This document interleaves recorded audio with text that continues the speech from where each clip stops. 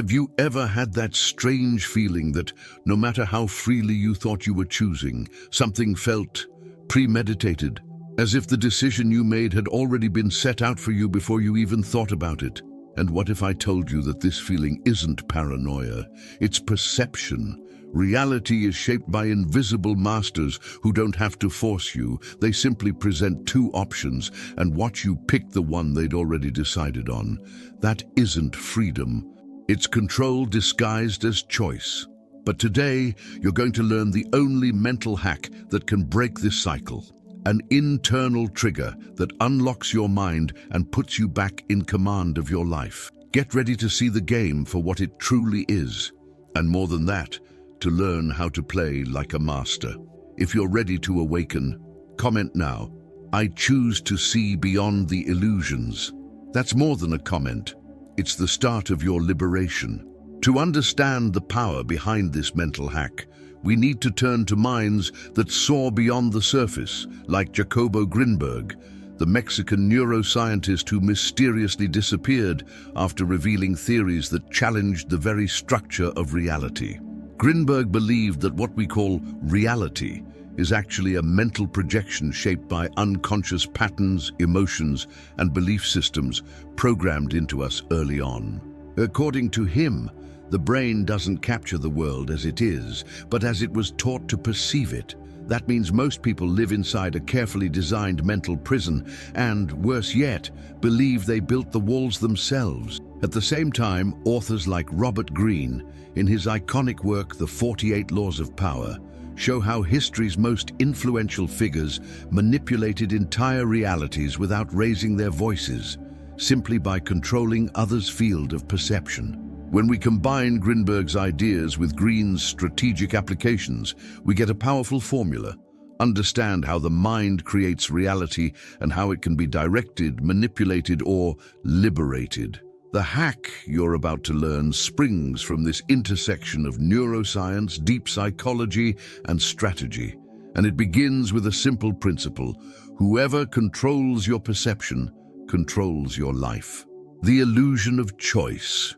How freedom was reduced to a marked card game. Do you believe you're free? That you make decisions based entirely on your own will? Think again. Most of the choices we make every day aren't truly free. They're the result of limited, pre-architected options designed to create a sense of control. Experts call this narrative control, or as Robert Greene describes it in Law 31, control the options, make others play with the cards you deal. This tactic is powerful because it appeals to our most basic instinct, the desire to decide for ourselves. But what happens when every available option is meant to lead to the same outcome? That isn't freedom. It's conditioning. From childhood, we're taught to choose between this or that, right or wrong, safe or risky. And we rarely stop to ask, what if all these choices are part of the same system that imprisons us? The modern world is a master at creating scenarios that give us the illusion of autonomy.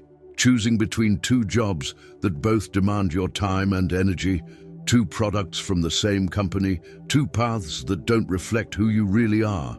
We're surrounded by prefabricated decisions that limit our consciousness. It's like entering a prison where you get to choose your cell and then call it freedom. The real trick lies in conditioning our emotions. The person offering the options already knows which one you'll pick. Why? Because they understand your fears, desires, and blind spots. By presenting two choices, they ensure one will trigger in you the promise of security, status, or acceptance. You choose, believing it's your own will, but in reality, you've been manipulated by the game's structure. The first step to escape this prison is to learn to see the game, not just the cards. When someone presents two alternatives, ask yourself, why only these? Who benefits from this choice? What's off the table? True power is born when you refuse to play by their rules and start building your own. Jacobo Grinberg taught that reality is malleable and responds directly to the neuronal field, an invisible space that structures our perception. If you change how you perceive, you change reality itself. And that begins the moment you stop accepting ready-made options and start creating possibilities. The mental hack then is this. Whenever you feel like you're choosing, pause and observe. Ask yourself whether you're truly choosing or merely reacting to someone else's script. Mental hack 1. Scene disidentification. How to break programmed reality. Are you inside the scene, playing the role you've been given? Or are you observing the stage, aware of the script? This question separates the manipulable from the strategists. Most people live fully identified with their scene.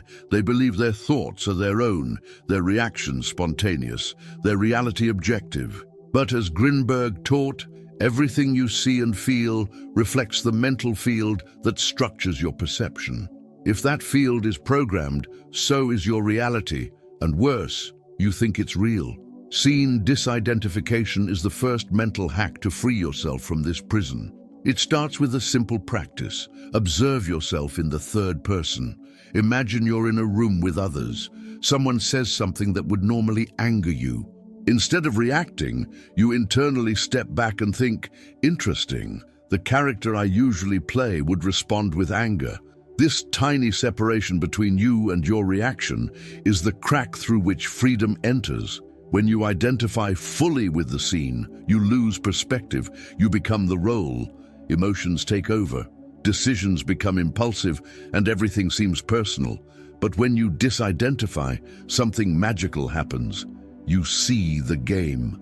You begin to notice the patterns behind the words, the hidden intentions behind actions, and other people's behavior stops affecting you because you're no longer in the scene, but above it. Grinberg called this perceptual field expansion. It's when the mind stops reacting automatically and starts observing, analyzing, understanding.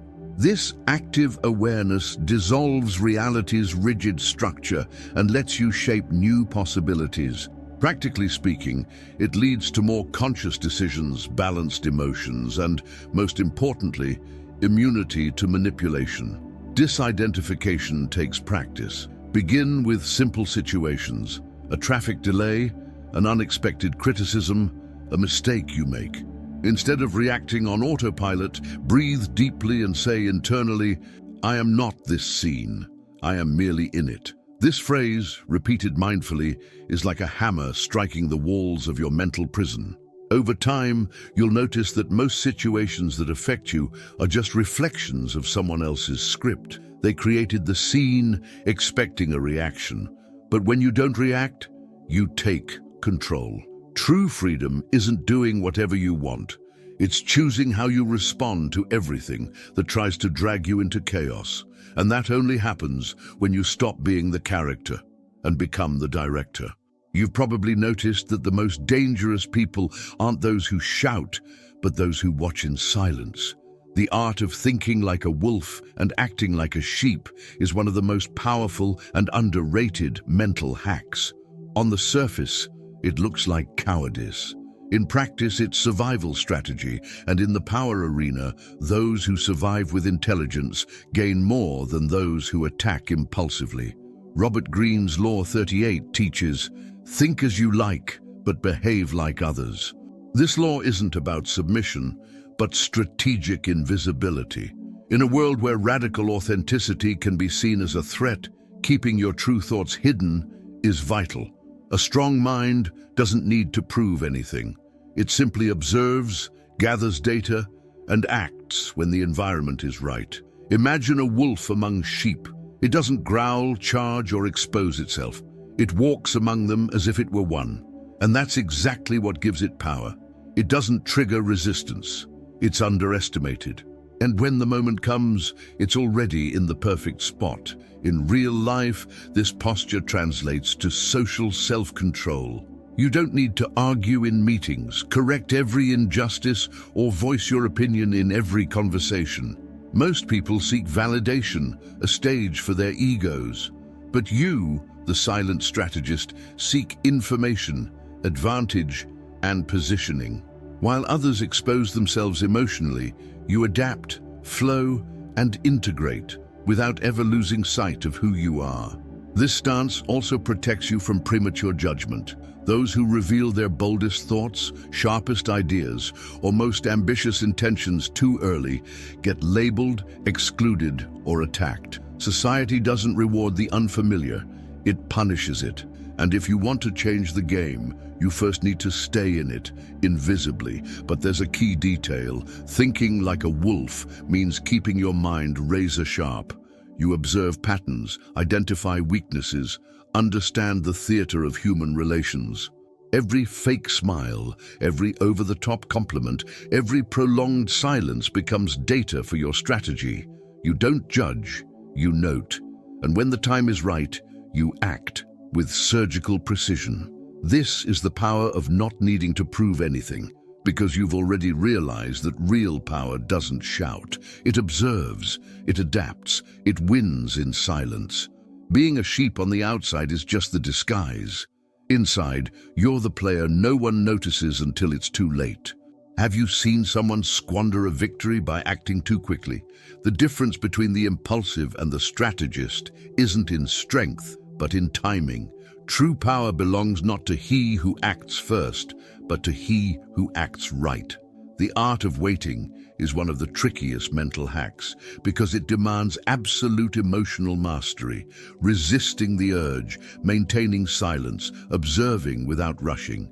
Many fail at this, but whoever masters time masters the game. Robert Greene's Law 35 calls this mastering the art of timing. He teaches that power isn't in grand gestures, but in performing them at the perfect moment. This applies to financial decisions, relationships, negotiations, confrontations, even silences. Those who move at the right instant don't repeat moves. A single gesture at the right time can reshape the entire board. The problem is, we're trained to confuse action with progress. We're told, if you don't act, you lose. But the game masters know that acting without strategy is surrender. While most chase after the wind, you need to learn to sit down, breathe, and observe the climate. Real opportunities aren't chased, they're attracted, and they only appear to those who are quiet enough to notice them. Waiting isn't passivity, it's preparation. In the wait, you study your environment, others' weaknesses, your own emotions. You refine your language, test your hypotheses, adjust your approach. And most importantly, you strengthen yourself internally, because when the moment arrives, there's no room for hesitation. You won't be improvising, you'll be executing a plan matured in silence. This skill is especially valuable in conflict settings. When someone tries to provoke you, speed up your reasoning, or push you into a quick decision, real power lies in non-reaction. A calm look, an intentional pause, or a delayed response often disarms more effectively than 1,000 arguments. Because they expect a reaction, and you hand them control. Grinberg said the mental field is like a river. If you plunge into the current of impulse, you lose the overview. But if you stay on the bank, you see everything. And with time, you learn to enter the water when the tide is favorable, not before. Learning to wait is, therefore, an exercise in strategic faith. Not blind faith, but faith based on observation. You trust that the moment will come because you're attuned to every signal. And when it arrives, you don't hesitate. You act as if you've been ready all along. The world belongs to those who know how to pause, because advantage lives in the pause. And the most precise moves are born in silence.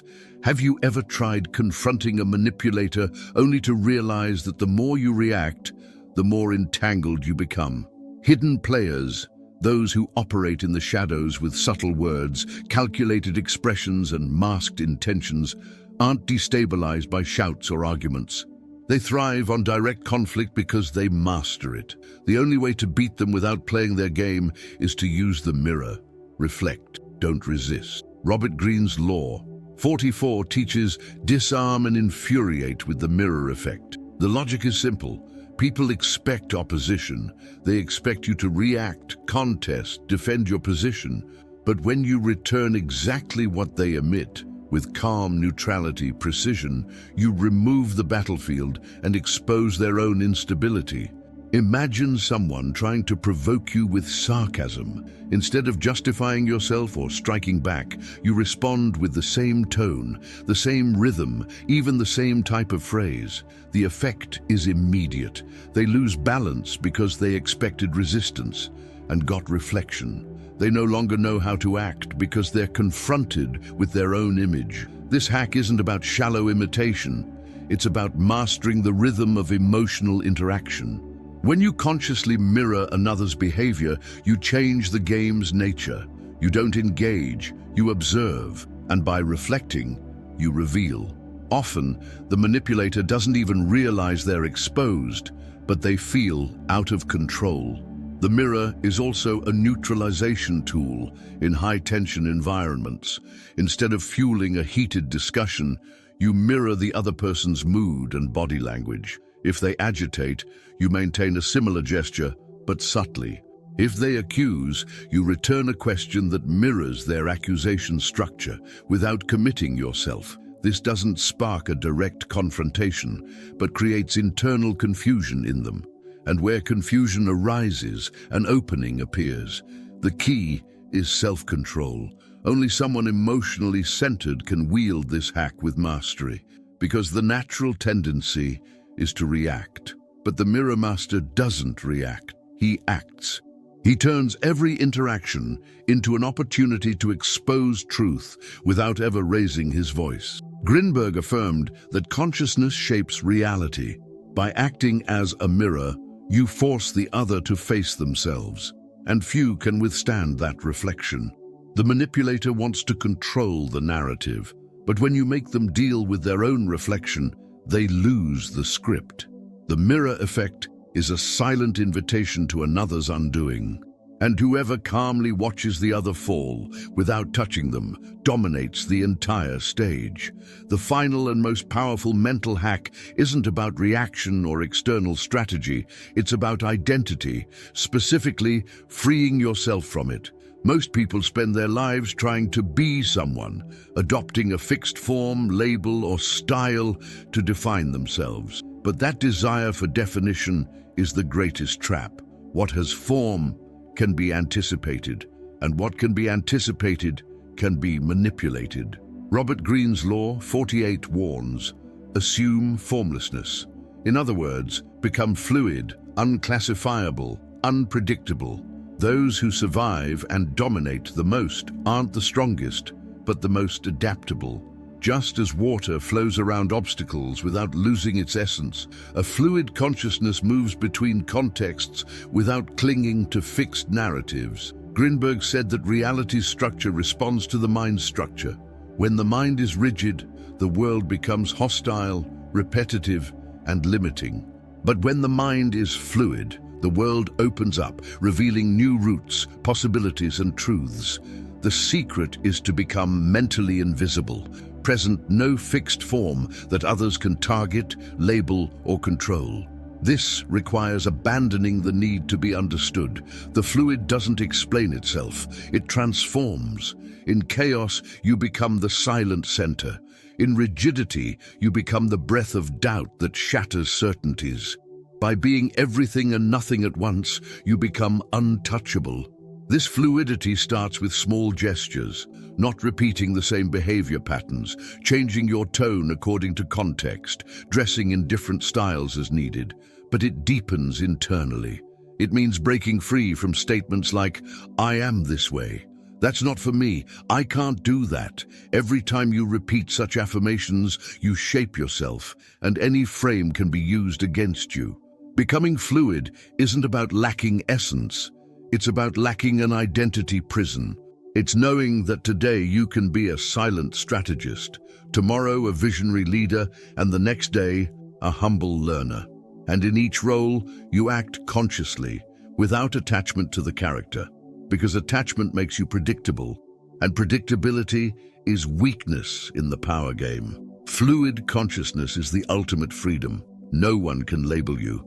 No one can strike you because no one knows where you are.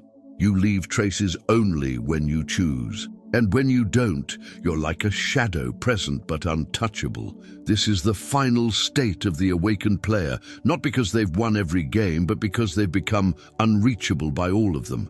The master isn't the one who controls the board, it's the one who no longer needs to play. Now that you understand these mental hacks, you possess something few do: strategic awareness. But knowledge without application is just another piece of information lost in the world's flow. True transformation begins when you decide to live this new level of perception daily. Stop reacting on impulse, start observing with detachment, deciding with precision, and acting with invisible intelligence. Be the player who doesn't need to shout to win. Be the one who masters time, reflexes, and their own ego. Today, you've seen that true freedom isn't doing whatever you want, but understanding what really lies behind the choices offered to you. Now, you can choose for real. You can exit autopilot and enter master mode, and this is only the beginning.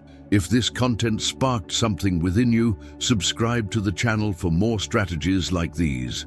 Leave your comment with the phrase, "I am the master of my own game," and share this video with anyone who needs to wake up too. Let's build a network of conscious, free, and strategically unclassifiable minds. Remember, whoever controls your mind controls your reality. Now that you've awakened, let the others play their game.